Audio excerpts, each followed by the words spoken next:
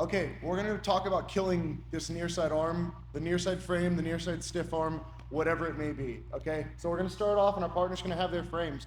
While they're here, the very simple one to do is to swim your wrist inside their wrist, catch the elbow, and now I'm doing a hip switch. Don't bring your head backwards because then people will sit up and roll you over. You can momentarily bring your head back and then immediately your head should come forward as you pull on this far shoulder and you should hip switch forward.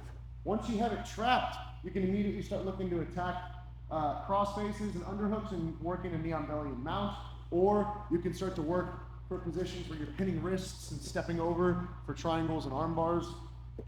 But that's the most common way that we see people teach this, is you're getting inside this wrist, hugging the arm with your armpit, catching the elbow, and now we sit through. And then we switch forward and we have our attacks. It's a very simple one to do. And the reason that I'm showing it first, even though it's really simple, is because I use this as a little mind trick on people. When I pull up, his resistance is going to be down. And the second he starts pulling down really hard, I will immediately start pushing that wrist.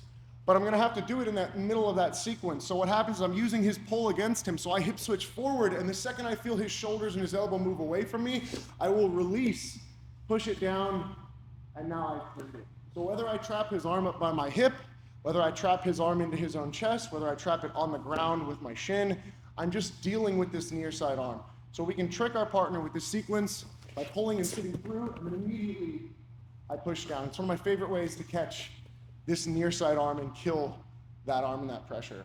The other way that I like to do this is when either they have a really good frame, or maybe the person's a little bit bigger and they're able to like fully stiff arm your hip. Maybe it's like in the middle of my pass as I'm trying to be here, and they have this heavy stiff arm here. What I'm gonna do is I'm gonna pop up to knee on belly briefly with this knee, and now I'm gonna cut sideways across their bicep.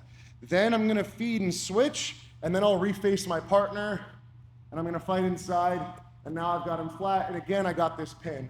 This time, instead of having to use any fancy schmancy stuff, anytime he's on my right hip, right leg, if I try to really jam my right leg into him or pin him with my right leg, it's super difficult because this arm is in my way.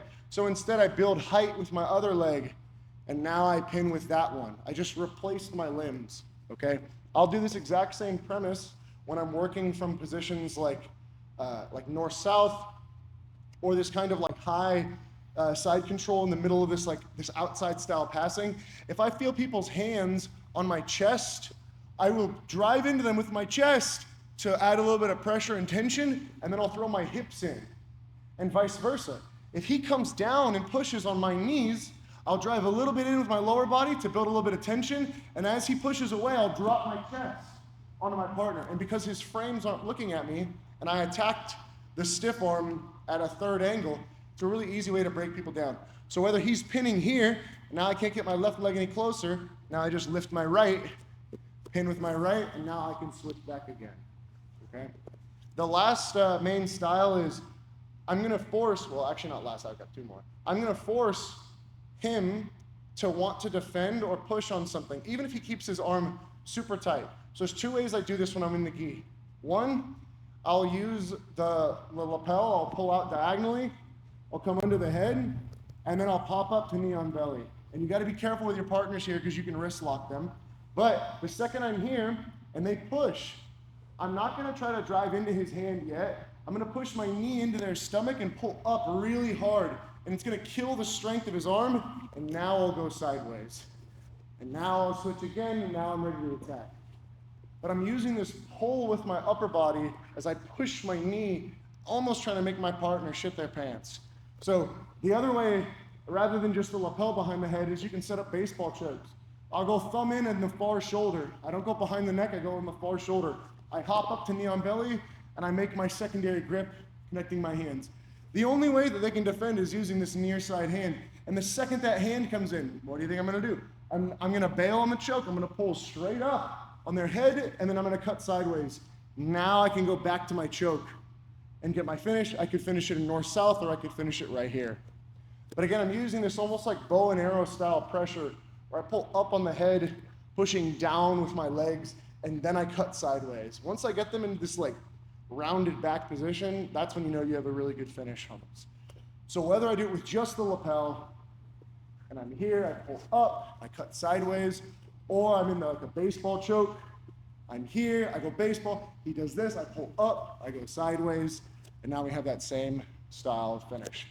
You can do this in nogi, but it is harder because the pull up isn't as strong with your underhook and your crossface. But when I get here, and then I'll start to work for knee on belly, from here, I can pull up on people, and then I'll cut over. But the pull is nowhere near as strong as it is in the lapel, in the gi, because I have a lot more room to work with my arms. But you can still do it when you're in nogi. The final style is from reverse K-set. So if I'm really struggling with this near side arm, no matter what I do, I can't fight inside it. I can't do this because I feel like I'm gonna lose side control. I can go from regular side control to reverse K-set where I turn away from my partner. And there's two ways I'll trap people's arms here. One is I'll push on their legs and I'll jam my butt really, really high. We'll pivot this way a little bit so they can see this part. So one is I'll turn towards their legs like this. I will connect grips, and usually I'm pushing sideways to get this. I either want his knees completely facing away from me or completely facing towards me. If they go completely towards me, it's quite easy to move into mount. If they go completely away from me, it's super easy to move the elbow up and ram.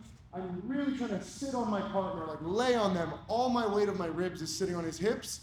As the knees are pointing away, now I can start dragging my butt high, high, high, high, high. And even when they have a really heavy, tight elbow into their ribs, because, keep your elbow to your ribs, even if he tries to kind of keep it on the mat, like keep his elbow on the mat, it'd be hard to lift the elbow. As I turn their knees away, the elbow comes up. And now it's away, I can jam my hips in, and now I've killed that position.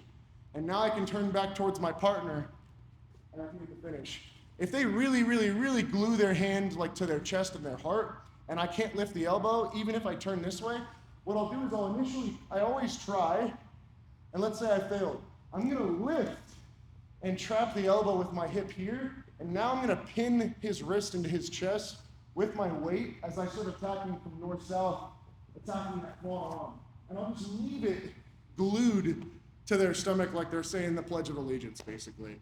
Right, so it's either he's gonna let me walk that arm up, or he's gonna stay so tight, it's like, all right, bro, if you wanna be tight, fuck you, I'm just gonna lay on it with my chest and my stomach on my toes, get my knees off the mat, and I'll just attack here.